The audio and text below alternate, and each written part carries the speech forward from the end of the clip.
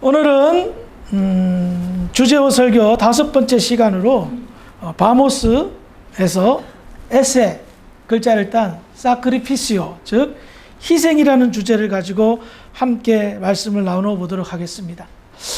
희생이라는 주제를 가지고 말씀을 나누기 전에 우리가 먼저 생각해 볼 것이 하나 있는데요.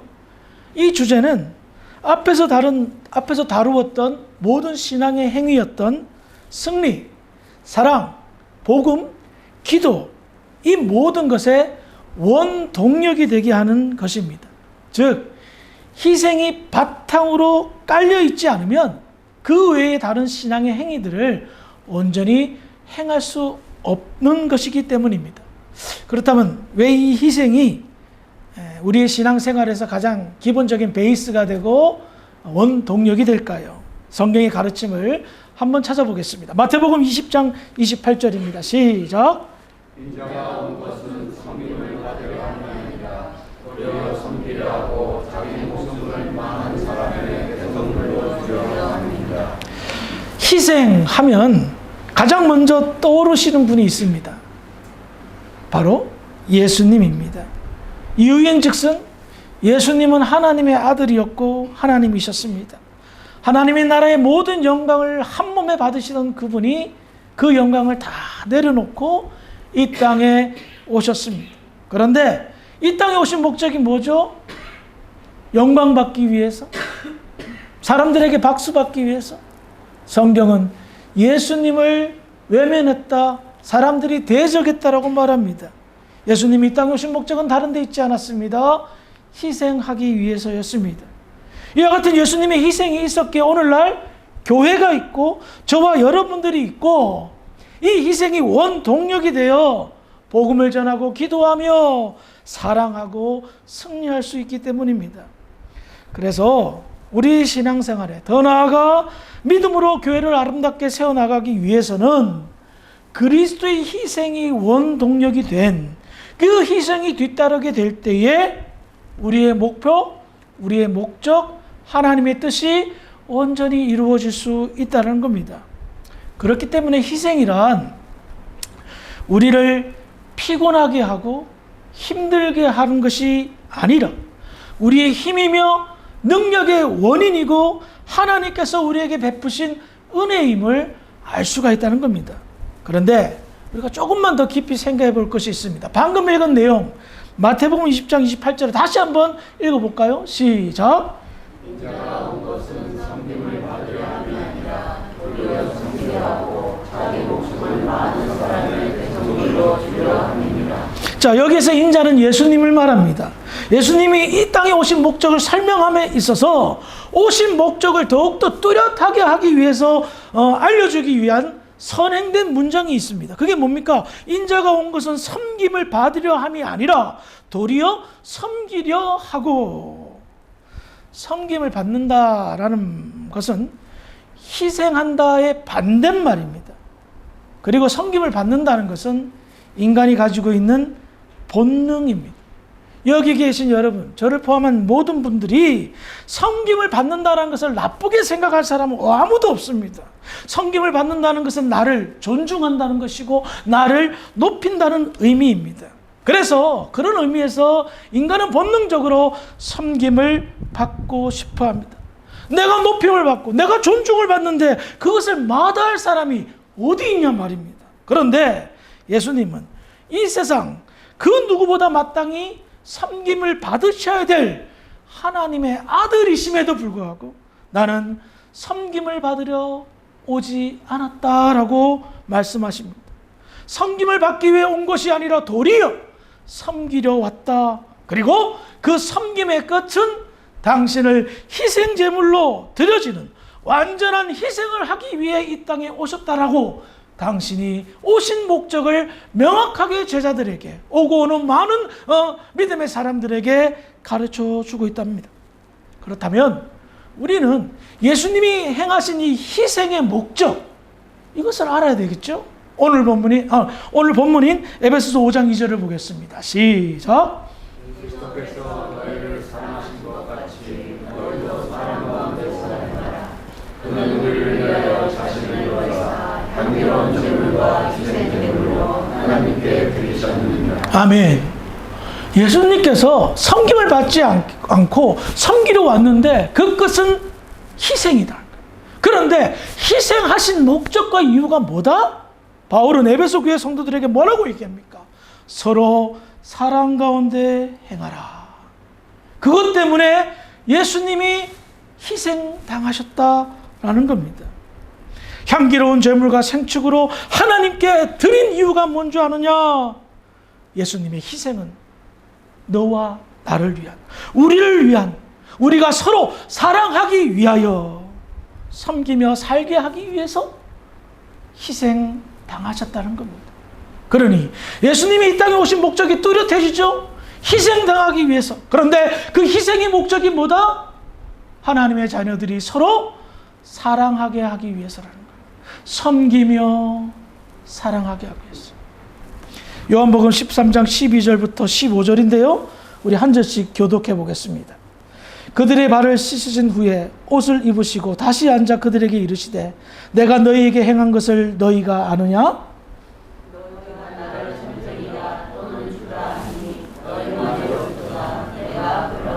내가 주와 또는 선생이 되어 너희 발을 씻었으니 너희도 서로 발을 씻어주는 것이 옳으니라.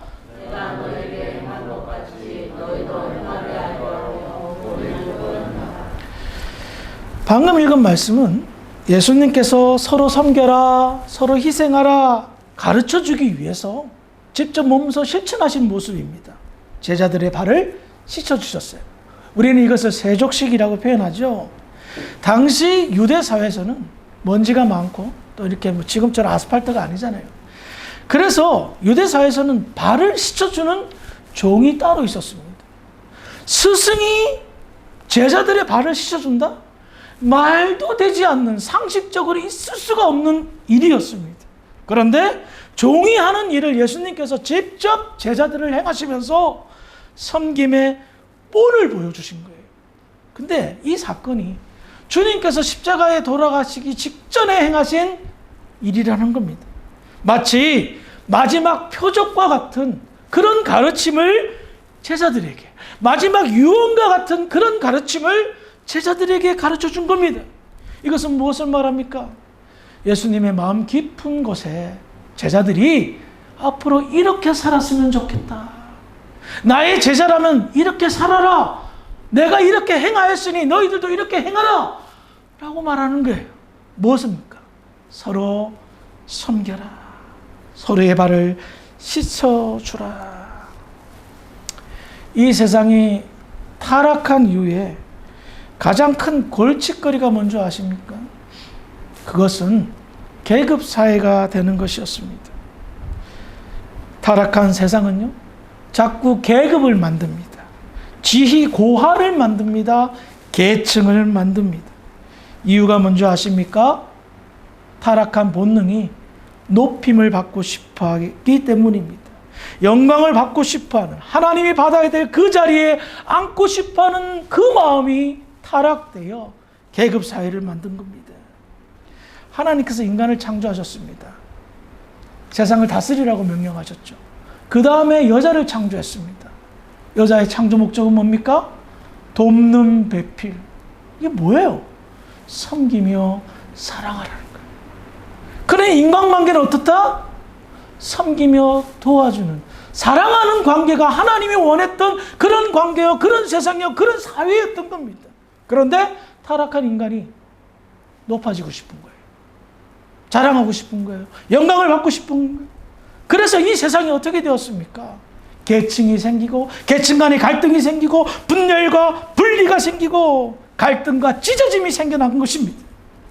그래서 예수님의 희생은 하나가 되게 하기 위한 목적이었습니다. 흩어지고 찢어진 사람들이 하나가 될 수 있는 방법은 서로가 서로를 높이고 서로가 서로를 존중하고 나를 낮추고 상대를 높이고 존중하는 희생이 뒤따라야지만이 하나가 될 수 있었던 겁니다. 그렇습니다. 성경은 분명히 희생할 것을 요구하고 가르치고 있습니다. 그런데 희생하기 전에 선행되는 것이 한 가지 있어요. 그것이 뭐냐? 에베소서 4장 11절, 12절입니다. 시작. 어떤 사람은 사도로, 어떤 사람은 선지자로, 어떤 사람은 복음 전하는 자로, 어떤 사람은 목사와 교사로 삼으셨으니 이는 성도를 변화되어 봉사를 하려면 그리스도의 몸을 세우려 하십니다. 자, 희생을 요구하기 전에 우리가 선행되어야 될 것이 한 가지 있다고 그랬죠. 방금 읽은 본문을 보니까 사도, 선지자, 복음 전도자, 목사, 교사가 언급됩니다. 이 사람들의 특징은 첫 번째로 예수님을 깊이 체험한 사람들입니다. 그리고 그로 인하여 예수님을 전하거나 가르치는 공통점이 있습니다. 이 사람들이 가지고 있는 목표가 무엇입니까? 첫 번째는 성도들을 온전하게 하기 위해서, 두 번째는 온전해진 성도들을 통하여 봉사의 일을 하게 되고, 이 봉사의 일, 즉 희생하고 헌신하는 이 일이 모여져서 어떻게 된다고요? 그리스도의 몸을 세운다라고 가르치고 있습니다. 그렇다면 사도, 선지자, 복음 전도자, 목사, 이들의 공통점이 뭡니까? 먼저 선행된 것이 무엇입니까? 이들이 그리스도의 몸을 세우기 위해서, 봉사의 일을 가르치기 위해서, 성도들을 온전하게 하기 위해서 이들이 체험한 게 뭡니까? 예수 그리스도를 체험했단 말이에요. 그래서 그들을 통하여 희생의 본이 보여지고, 그 희생의 가르침과 본을 통하여 성도들이 온전해지는, 희생해지고 봉사하게 하는 그 일로 나아간다는 겁니다. 그래요. 희생, 섬김, 봉사가 없다면 결단코 그리스도의 몸이 세워지지 않습니다. 교회가 세워질 수가 없습니다. 그래서 이들은 분명한 목적과 목표가 있었던 겁니다. 그리스도의 몸을 세우기 위한 목적과 목표. 그리스도의 몸은 신학적으로 하나님의 나라를 이야기하고 있습니다. 그래서 이들이 선행된 것, 희생하기 전에 선행된 것이 무엇이다? 예수를 깊이 체험한 자들인 겁니다. 희생은 우리에게 있어서 참 중요한 신앙의 행위입니다. 그런데 분명히 알고 계셔야 될 것이 있습니다. 성경은 희생을 가르치고 있지만 예수를 체험하기 전과 후를 다르게 가르치고 있습니다. 그렇기 때문에 결단코 강요해서는 안 됩니다. 희생을 강요할 수 없습니다. 예수님도 희생을 강요하지 않았습니다. 이유가 뭔지 아십니까? 희생과 섬김과 그 봉사 안에는 모든 것은 예수를 체험하고 그 후에 성령의 감동으로 희생되어지기 때문입니다. 빌립보서 3장 3절입니다. 시작.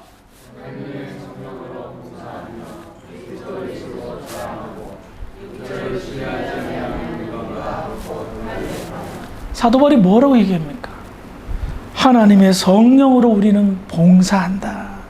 지금껏 성령의 감동과 도움으로 희생하고 섬기고 사역했다라고 선포하고 있습니다.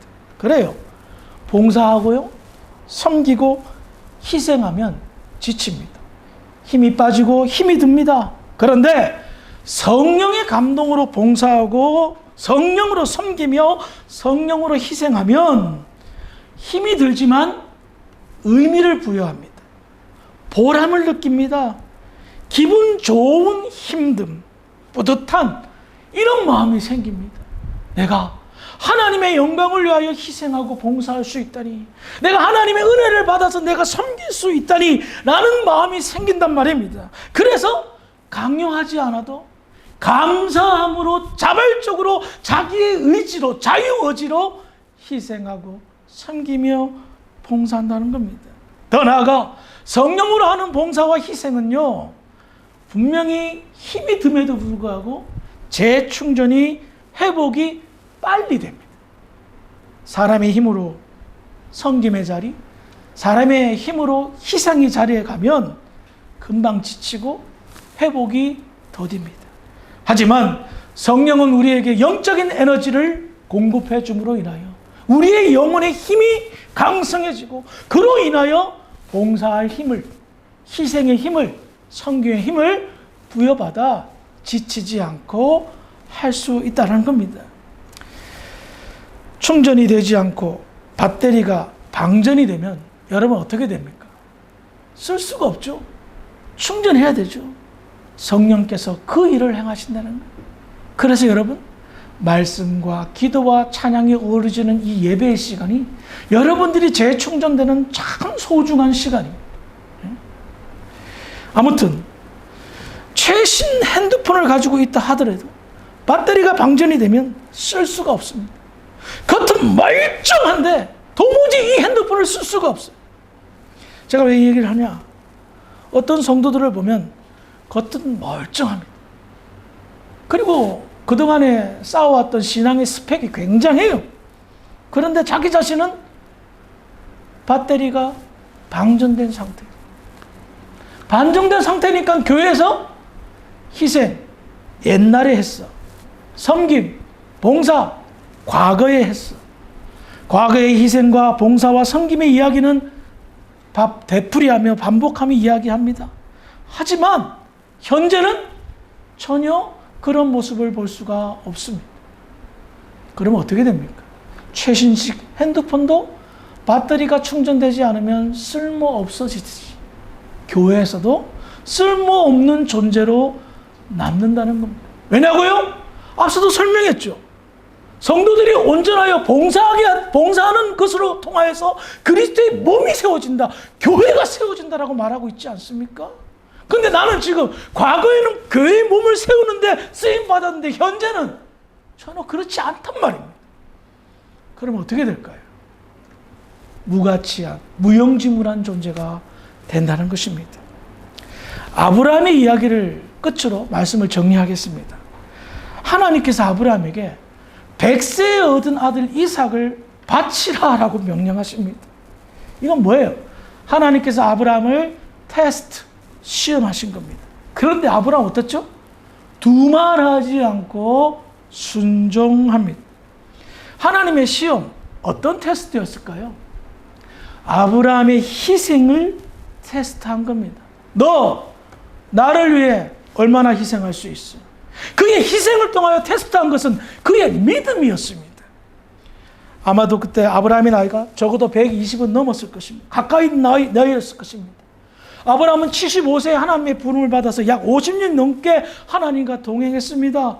그런데 하나님은 그 아브라함에게 여전히 희생을 요구합니다. 집과 친척과 아비와 모든 것을 다 희생한 아브라함에게 마지막 그 약속의 아들, 그 귀한 아들을 바치라고 요구합니다. 이유가 뭡니까? 하나님도 확인하고 싶은 것이 있다는 겁니다. 그리고 믿음을 바르게 세우시기 하고 싶어 하셨기 때문입니다. 그래서 희생의 모습을 보여달라 말하는 거예요. 여러분, 희생이 없는 믿음, 거짓말입니다. 섬김이 없는 믿음, 거짓말입니다. 봉사와 헌신이 없는 믿음, 말뿐인 믿음입니다. 지금의 희생, 지금의 봉사, 지금의 섬김이 현재의 믿음의 상태라는 겁니다. 그러지 않고서는 교회가 세워질 수 없으니, 그러지 않고서는 그리스도의 몸이 세워지지 않으니 하나님은 다 늙어 빠진 그 아브라함에게 정말 말도 안 되는 희생을 요구하셨던 겁니다. 네 아들 바치라고. 그런데 아브라함은 흔들리지 않았습니다. 자기의 희생을 요구하신 하나님께 불평하지 않았습니다. 앞서도 말씀을 나누었지만 섬김을 받고 싶어 하는 것은 인간의 본능입니다. 누가 희생하고 싶겠어요? 누가 봉사하고 싶겠어요? 누가 섬기고 싶겠어요? 본능이 받고 싶은 거지. 그런데 하나님께서는요, 잠깐만! 잠시만! 라고 외치십니다. 그리스도의 몸을 온전히 다 세운 후에도 늦지 않았다. 너희에게 모든 영광과 높음과 그 축복의 상태, 완전한 섬김과 영광의 상태를 내가 준비시켜 놓았으니 잠깐만 희생하자. 그리스도의 몸을 세우자. 그 나라가 올 때까지 잠시만 섬김 받는 것 멈추고 섬기는데 애를 쓰자. 아직 우리의 희생은 멀었다. 조금만 있으면 영원한 안식과 영원한 섬김 받음이 뒤따릅니다. 그래서 이 땅에 사는 동안 우리는 각자의 모습과 각자의 모양으로 그리스도의 몸을 세우기 위해 희생하고 섬기며 봉사하여 온전해지는 것이 하나님의 뜻입니다. 희생 없는 기도가 무슨 힘이 있겠습니까? 희생 없는 복음 전함, 무슨 복음의 열매를 맺힐 수가 있겠습니까? 희생 없는 승리, 말도 되지 않습니다. 주님이 우리에게 직접 보여주신 제자들의 발을 씻기는 그 모습, 그것이 우리 심령 속에 다시 한번 각인되어졌으면 좋겠습니다. 아름다운 교회를 누구나 다 세우고자 원할 겁니다. 그 아름다운 교회의 출발점은 바로 여러분들의 희생과 섬김과 봉사로 시작되는 줄 믿으시기 바랍니다. 2024년도 바모스 하시면서 하나님의 교회를 세우고 하나님께 영광 돌리는 믿음의 교회 모든 성도들이 되기를 주의 이름으로 축원합니다. 기도하시겠습니다. 하나님 아버지, 은혜를 감사합니다. 2024년도 주제어 설교를 하면서 마지막 시간 희생에 관해서 함께 나누었습니다. 이 희생은 그리스도의 몸을 세우기 위한 아름다운 헌신입니다. 우리 주사랑교회가 아름다운 희생의 모습이 나타나 그리스도의 몸을 세우는 데 쓰임받는 그런 교회 되게 하여 주시옵소서. 그리하여 영광의 나라에 도달할 때에 영원한 성김과 축복을 누리는 믿음의 교회 모든 성도들 되게 인도하여 주시옵소서. 감사하며 예수님의 이름으로 기도합니다. 아멘.